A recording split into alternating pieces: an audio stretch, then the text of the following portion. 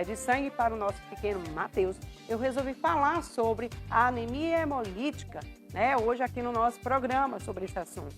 E para sabermos mais, o que é que causa essa doença e como que ela pode ser tratada, eu estou aqui recebendo a Sandra Cibele, é a nossa hematologista de hoje, vai estar tirando nossas dúvidas, Sandra? Seja bem-vinda, bom dia, Bom dia.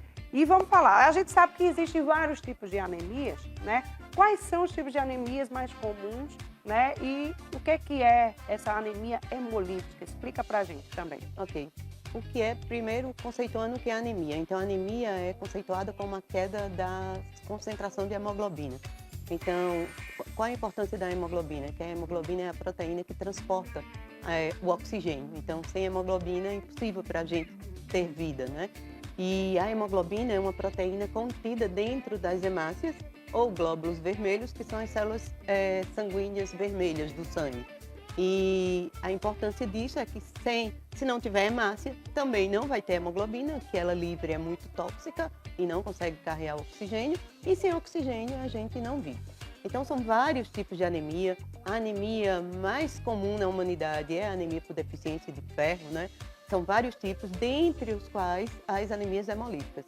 E as anemias hemolíticas, elas podem ser hereditárias e podem ser adquiridas. Então, exemplo das hereditárias, que está muito se falando, porque dia 19 foi o dia mundial aí da doença falciforme, é a doença falciforme, que é uma anemia hemolítica hereditária bastante grave, de alta morbimortalidade, com expectativa de vida muito baixa, que a gente até depois pode falar sobre um pouquinho sobre ela. Mas dentre as anemias hemolíticas, porque Matheus sensibilizou muita gente e o número de doadores foi muito reforçado, porque todo mundo se sensibiliza quando é uma criança, sofrendo numa UTI, sofrimento dos pais, tudo que gera o próprio sofrimento da criança, faz esse altruísmo nosso, tentar ajudar. Mas no ambulatório de hematologia, por incrível que pareça, não é raro a gente dar diagnóstico de anemia hemolítica. Então, as anemias hemolíticas hereditárias é um grupo de anemias que o paciente passa a vida inteira se tratando, e tem as anemias hemolíticas autoimunes, a exemplo da anemia hemolítica de Matheus, que foi uma anemia aguda, que aconteceu subitamente, e que existe uma destruição das células sanguíneas por um mecanismo de antígeno-anticorpo. Então, eu tenho um mecanismo imune responsável pela destruição dessas células, que ocorre principalmente no baço, que é um órgão que a gente tem no abdômen. É o principal local de destruição dessas células.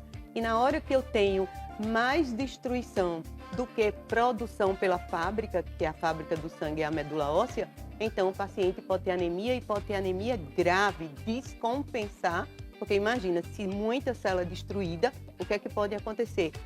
Eu posso ter uma anemia grave, sim, bastante sintomática, em que eu fico com falta de oxigênio e eu tenho que muitas vezes ir para a UTI, como é o caso de Matheus.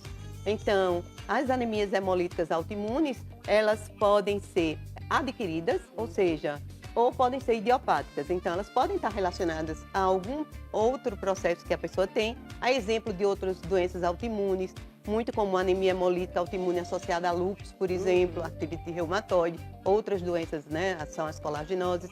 Pode estar relacionada ao uso de medicamentos como metildopa e penicilinas.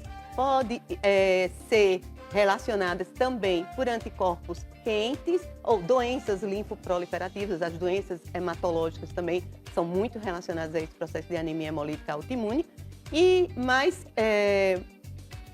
o básico eu tenho uma destruição das minhas hemácias, que são as células responsáveis pelo transporte da hemoglobina e, consequentemente, do oxigênio. E essa destruição, se for muito, muito acentuada, e a medula óssea, que é a fábrica do nosso sangue, não der conta de conseguir compensar essa destruição, a pessoa acometida pela anemia hemolítica pode ser, sim, uma condição muito grave, inclusive que pode levar ao óbito se não for bem orientada. E, de preferência, orientada por um hematologista, que é quem vai saber diagnosticar e conduzir corretamente. Certo. Ela tem cura?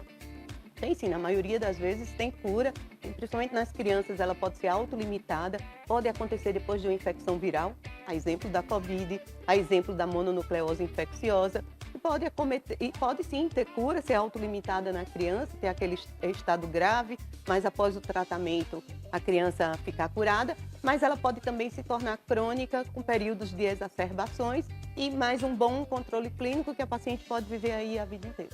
A gente está pedindo aqui o sangue, que é o A negativo para o Matheus, né? Claro que se você tiver o sangue A negativo para o Matheus, vai ser muito bem-vindo lá no Hemocentro. Então, se você puder ser um doador, né, agora, nesse momento, vai lá no Hemocentro, sai de casa, com chuva ou sem chuva, para salvar a vida do Matheus, né? Ele precisa muito desse sangue.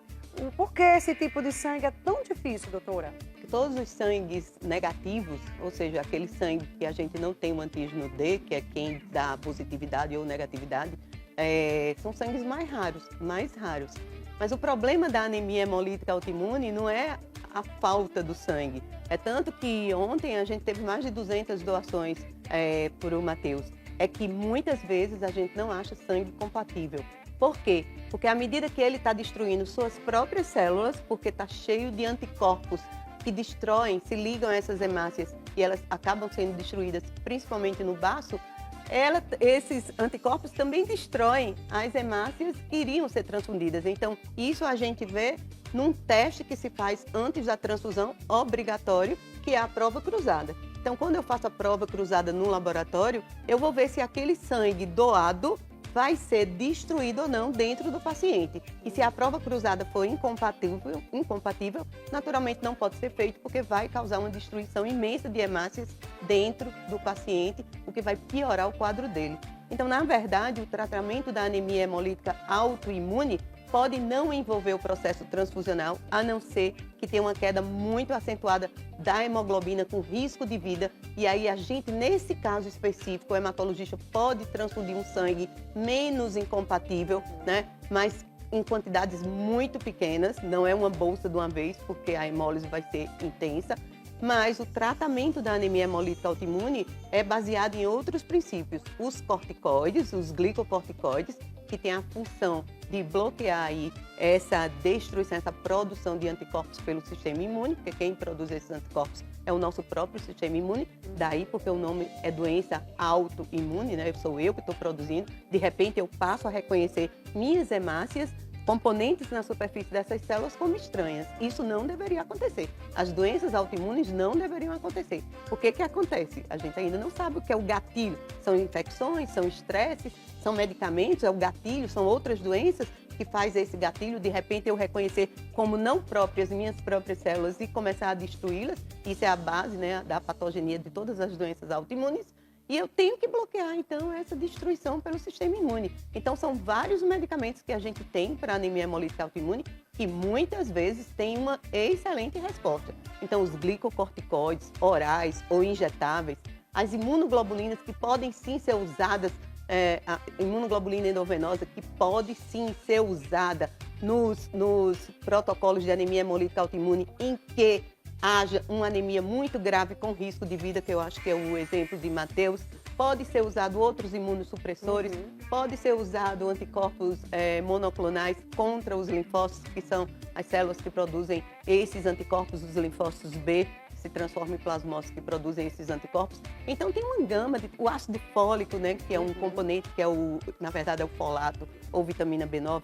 Quando a gente está destruindo, a gente consome muito folato, e se eu não der folato na anemia hemolítica autoimune, além da anemia hemolítica autoimune, eu vou provocar uma outra anemia, que é a anemia megaloblástica. Então, o hematologista vai saber conduzir bem o quadro e geralmente responde aos inúmeros tratamentos aí ofertados. Aí, doutora, só para a gente encerrar aqui, o que a pessoa sente quando a pessoa está com essa anemia? Como é que eu desconfio que eu tenho, né? Exato. Como é que eu desconfio? A primeira desconfiança é os sintomas relacionados à falta de oxigênio.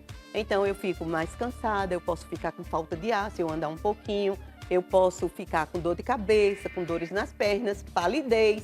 E essa anemia, por ser anemia hemolítica, todas as anemias hemolíticas podem causar icterícia, então os olhos ficam um pouquinho amarelados. O baço pode aumentar um pouco, porque é o local de destruição dessas células, e como são muito destruídas, aumenta então esse baço.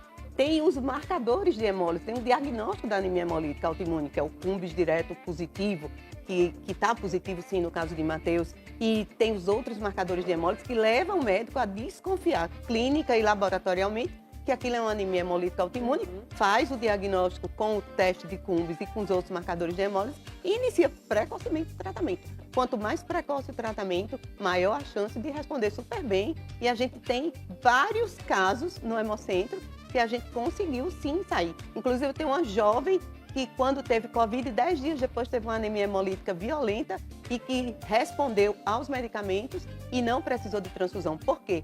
Porque é quase impossível conseguir uma bolsa de sangue nesses casos. Então, né, é tratar corretamente por um bom hematologista e geralmente o tratamento é eficaz.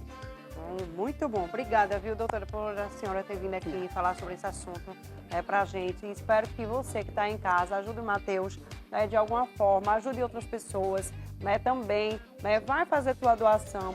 Né? Agora a gente está precisando nesse momento do sangue A negativo para o Matheus. Se você puder ser um doador ou uma doadora, a gente agradece demais. Não tem nada de bicho de sete cabeças. Vai fazer a tua doação, é rapidinho, você vai lá, doa teu sangue, né, gente? É algo muito, muito importante nesse momento, né, para quem está precisando. Pessoas que precisam também de outros sangue. Se você é doador, sei lá, é de O positivo, A positivo, qualquer outro tipo de sangue, também vai fazer a tua doação, porque tem outras pessoas, assim como o Matheus, precisando de sangue neste momento. Tá bom? Obrigada por você aí que está me assistindo. Eu vou a um pequeno intervalo, eu volto já já.